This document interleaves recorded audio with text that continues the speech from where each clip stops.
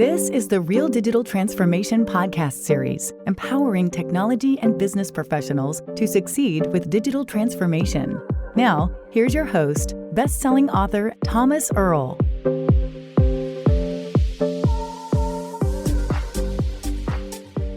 Organizations are successfully carrying out digital transformations. The disruptive power of overhauling a stale enterprise to align it with new business goals that target growth and expansion and healthier customer relations cannot be underestimated. It's a big initiative carried out on a big, highly visible stage.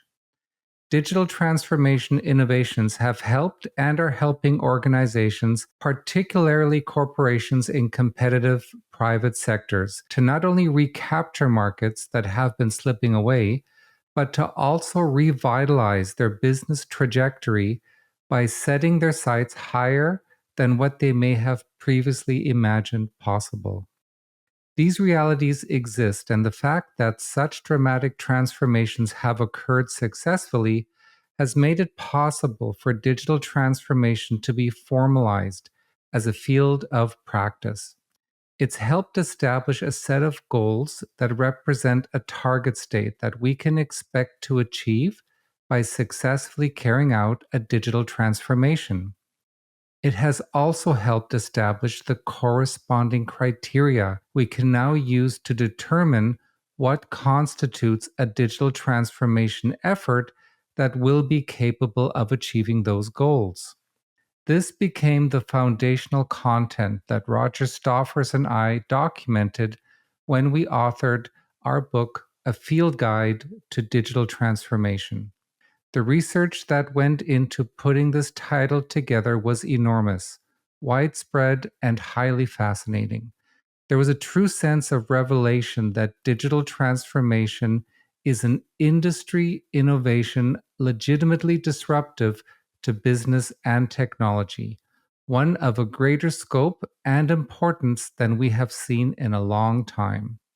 There was also a realization that digital transformation is not for everyone. As Bill Gates was once quoted as stating, "It's fine to celebrate success, but it is more important to heed the lessons of failure." For every digital transformation success story, there have been several that did not end well, and others that have not ended at all, but have instead been veering off course. It's through the many failures and lessons learned that we have been able to establish critical success factors that help organizations clearly understand what is required to succeed at digital transformation. When taking the time to carefully assess these requirements, it may very well become evident that the best course of action is not to proceed or not to proceed yet. In his recent article for Forbes called "Trying Too Hard to Automate and Other Risks of Digital Transformation," Joe McKendrick lists a number of key challenges and risks associated with embarking on a digital transformation, including risks and impacts of over-automation, organizational resistance to a digital culture, difficulties in maintaining proper governance over digital transformation initiatives, the harsh impacts of poor data quality and data bias on underlying data science systems, and the security risks associated with increasing the quantity of potentially vulnerable digital data. These concerns were echoed in our research and in what we authored in the Field Guide. The best way to address these challenges and risks is to understand them deeply. Organizations that are committed to and diligent with their initial planning and assessment efforts will gain a clear understanding of the inhibitors that pose the greatest obstacles to what they would like to achieve with digital transformation, or to what they would like to successfully transform. For example, whereas the danger of potential over-automation can be resolved through careful evaluation of business processes and enterprise technology, an organizational culture that does not buy into the introduction of any significant new automation can become a major roadblock that could take months of attentive communication and HR planning to overcome. Some organizations that have taken a close look at what a digital transformation would entail have simply turned away from even attempting it. It's too much, one CIO told me. It would never fly here.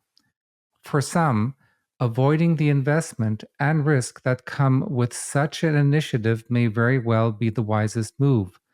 What's worse than falling behind in a competitive market is actually propelling yourself backwards even faster with a failed attempt at transforming your organization. However, this is a move that needs to be based on educated decision making. Perhaps a digital transformation is the wrong move because the nature of the business and its market or community simply does not warrant it. Perhaps it's a move that is best postponed until the organization has taken steps to better ready itself, or until it is in a position to provide the funding and resources required to see it through. Whatever the case, I suggest you keep it on your radar. Markets and communities can change and evolve as much as individual organizations. A digital transformation initiative is a long-term, strategic effort that itself can and should evolve with the business it is attempting to support. What is undeniable is that, internationally, we are moving toward an era in which empowered digital enterprises will heavily influence and shape the modern business landscape. It is something that most organizations want to be a part of. Digital transformation may not be your cup of tea today, but be sure to make that determination after you've had a good taste of it, and be sure to then keep it on the shelf for when it might become feasible or even essential for you to give it a try. Thank you for joining me on today's podcast. Thank you for listening. Follow Thomas on LinkedIn